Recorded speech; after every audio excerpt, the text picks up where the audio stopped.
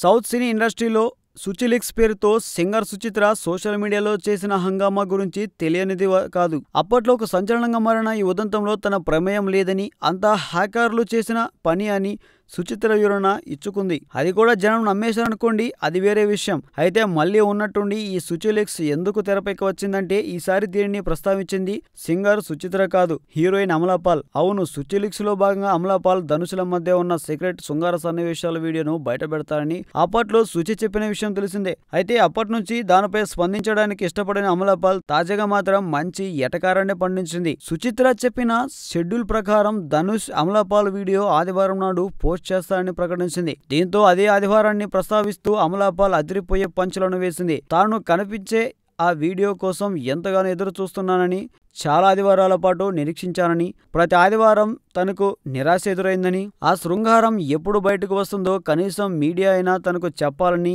ఎటకారాన్ని కాసింత ఎక్కువగానే పండించింది అమలాపాల్.